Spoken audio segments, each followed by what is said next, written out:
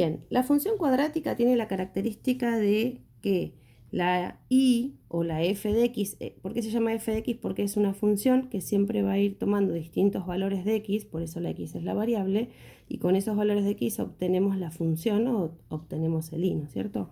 Entonces, siempre tiene que aparecer un x elevado al cuadrado para que sea una función cuadrática.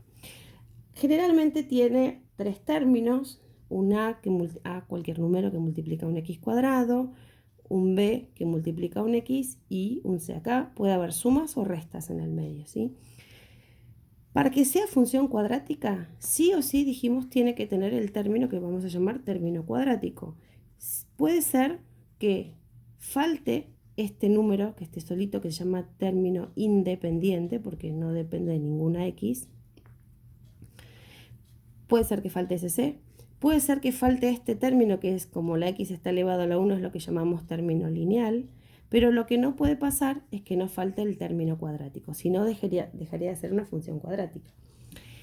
La función cuadrática tiene un gráfico, ¿sí? Si yo hago una tabla x e y busco valores de x que yo quiera, los pongo en la función, voy a obtener los distintos valores de y voy a poder hacer un gráfico. Ese gráfico tiene la característica de ser lo que llamamos una parábola. ¿Qué es una parábola? La parábola tiene esta forma, ¿sí? O esta forma, ¿ok? ¿Quién me va a dar? Esto se llama concavidad. Si yo estoy mirando hacia arriba, esto se llama cóncava hacia arriba, o cóncava simplemente, y esto que esté hacia abajo, yo siempre digo está contento y está triste. Si está contento es cóncava hacia arriba, si está triste la carita es cóncava hacia abajo o convexa, ¿sí? ¿Quién me da esta concavidad de la función? La letra A, o sea, el número que acompaña al x cuadrado. Si el número que acompaña al x cuadrado es positivo, si el a es positivo, la función va a ser cóncava hacia arriba. Si este a es negativo, la función va a ser cóncava hacia abajo. Si ese a es negativo, cóncava hacia abajo o convexa. Por ejemplo, esta podría ser, si yo digo f de x, 2x cuadrado más 3x más 2, por ejemplo, podría ser una función cuadrática, y como este 2 es positivo, entonces yo ya sé que el gráfico va a ser así. Y este podría ser un ejemplo donde yo diga f de x igual a menos 3x cuadrado más 2, por ejemplo. También es una función cuadrática, y como este a es negativo al número que acompaña al x cuadrado, el a es negativo, yo ya sé entonces que esto va a ser cóncava hacia abajo. Entonces es importante ir sacando esos datos de la función, ¿sí? ¿Qué cosas vamos a sacar de esta función cuadrática? Vamos a sacar lo que conocemos como ceros o raíces, ¿sí? Vamos a intentar sacar toda la información de la función para graficar sin tabla, ¿sí? ¿Qué son los ceros o raíces? Bueno, los ceros o raíces de cualquier función, ¿sí? No solamente la función cuadrática, de cualquier función, son los lugares donde el gráfico, o sea, la parábola en este caso, corta al eje de las x, ¿sí? Los ceros son el lugar donde el gráfico corta al eje x. Entonces, si yo tengo un eje cartesiano x e y, los lugares en donde el gráfico corte al eje de las x van a ser los ceros o raíces. Puede ser que la función cuadrática tiene tres posibilidades de cero: que tenga un cero, que tenga dos ceros o que no tenga ningún cero, ¿sí? Vamos a hacer un ejemplo de cada uno de esos. Entonces, cuando tiene un cero, el gráfico lo que va a hacer es tocar a la al eje, esa parábola va a tocar al eje de las x en un solo lugar. Ahí sería el cero. Podría ser así, o podría ser, por ejemplo, si fuera convexa, podría tocar acá y bajar, ¿sí? En este caso, yo tengo que la parábola cortó en un solo cero. ¿Cuándo corta en dos ceros? Cuando tengo, por ejemplo, cualquier ejemplo, que corte, por ejemplo, acá cortó en 1 y acá cortó en otro lugar, yo acá tengo dos ceros, o podría ser que haga esto. Acá tengo un cero y acá tengo el otro. Ahí, no se veía. Acá tengo un 0 y acá tengo el otro. ¿Y cuando no tengo ningún 0? Bueno, cuando la función está, el gráfico de la función está todo por arriba del eje de las X, ahí no cortó, o cuando está todo por abajo del eje de las X.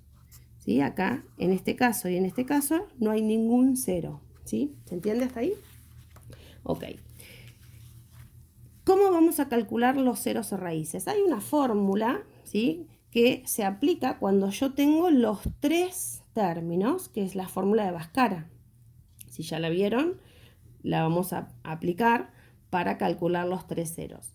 Cuando todavía no se aplica, ¿sí?, porque acá lo que tenemos que pensar es que siempre dicen, cuando tengo que calcular estos ceros, ¿sí?, que vimos acá, son estos valores de X cuando la función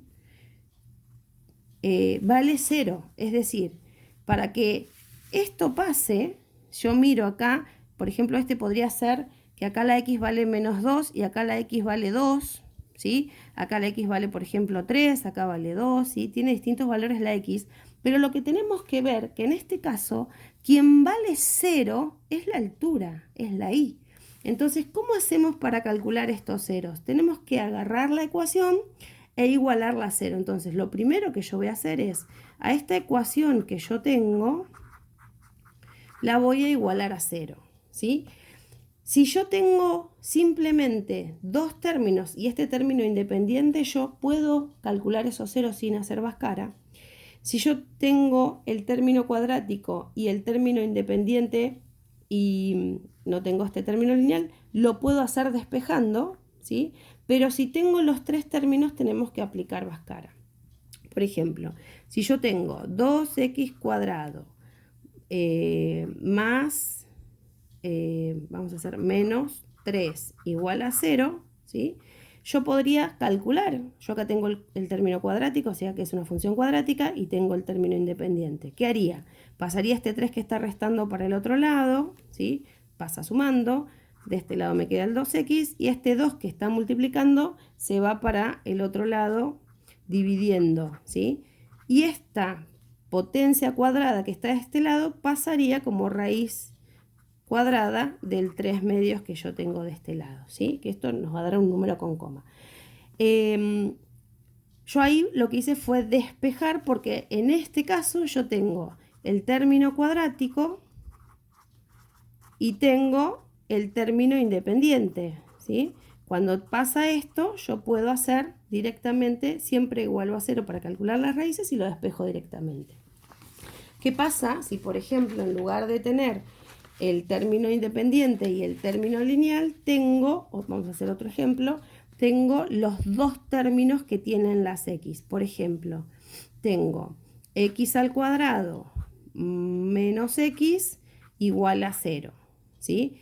Acá hay un caso de factoreo que se ven cuando se ven todos los casos de factoreo, que se llama factor común, que si yo miro en los dos términos, tengo en común las X, ¿sí? Entonces yo puedo sacar una X multiplicando. Sacar factor común es como si hiciera un doble trabajo, multiplico y divido, y siempre cuando multiplico, yo lo que voy a hacer, saco multiplicando una de las X, siempre la X más que tenga menor grado, en este caso es la que tiene un 1, lo que voy a hacer es restar las potencias o dividir, ¿sí? En este caso me va a quedar X menos 1 igual a 0, esto después lo voy a explicar un poquito más. Entonces, si acá hay un producto y este producto es igual a 0, lo que yo puedo decir es que o esto vale 0 o esta otra parte vale 0. Entonces quiere decir que si esto vale 0, X es igual a 0, y yo acá tendría una de las raíces, y la otra posibilidad es que X menos 1 sea igual a 0, entonces acá tendría otra de las raíces. Bien, ¿y qué pasa cuando tenemos los tres? Es con Bhaskara, que lo voy a explicar después. Otra característica que vamos a tener que tener en la función cuadrática es el vértice, ¿sí? Ese vértice que nosotros acá veíamos que teníamos, es el punto en donde, el punto más mínimo o más máximo que pueda tener la función, en este caso el vértice sería acá, es donde cambia de que la función decrece a crece, por ejemplo, o en este caso que crece y pasa a decrecer, van a ser máximos o mínimos, ¿sí? Esos vértices. Estas parábolas tienen vértices. El vértice se calcula haciendo una formulita que dice, el vértice, todo vértice va a tener dos componentes, la componente X y la componente Y, siempre. Todos los puntos que yo tenga siempre van a tener X e Y, todos los puntos que yo pueda marcar en un gráfico, ¿sí? Entonces vamos a calcular primero este X que va a tener el vértice, que lo vamos a llamar específicamente X del vértice, ¿sí? Porque este va a ser un X específico, que es el X que va a estar formando el vértice, y vamos a tener un Y del vértice, que va a ser su altura en el eje de la Y. El X del vértice se calcula siendo menos B sobre 2 por A. ¿Quién es B y quién es A? Y los valores que habíamos puesto acá en la función cuadrática. Este es A y este es B, ¿sí? Menos B sobre 2 por A.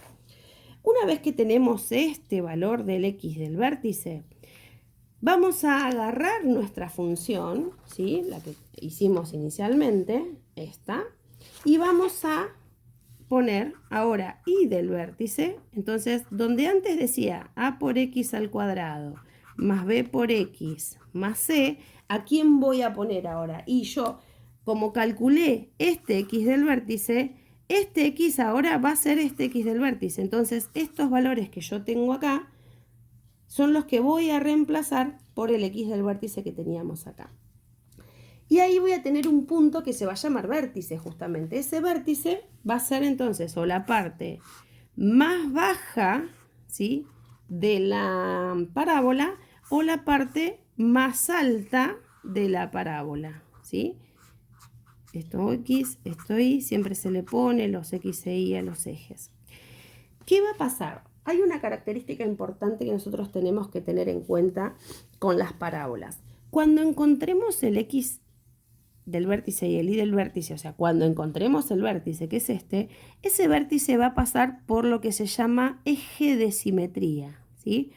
Que es esto que yo estoy dibujando acá, que es la parte en donde, la parte de la mitad de la parábola, donde la parábola justamente es igual de un lado y del otro, es como si fuera un espejo, ¿sí? Es simétrica de este lado con esta. O sea, ¿cómo dibujo yo esto? Voy dando valores a la X, ¿sí? Y esos X me van a dar un Y. Entonces yo voy a tener distintos puntos y así puedo graficar. La idea es lograr graficar la función cuadrática sin hacer estos valores, sin una tabla.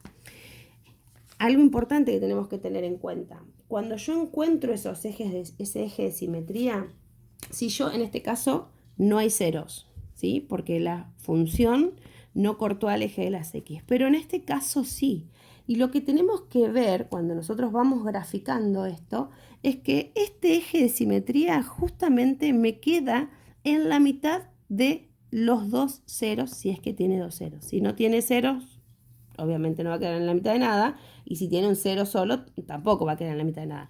Pero si tiene dos ceros, ese eje de simetría queda en la mitad de este cero y este cero. O sea que esta distancia y esta distancia tienen que ser la misma. Suponete, si acá es 2, esto podría ser 1 y esto podría ser 3. O sea que yo acá tengo una distancia de 1 para cada lado de ese eje de simetría. Este 2 es el eje del vértice y las raíces serían el 1 y el 3, exactamente.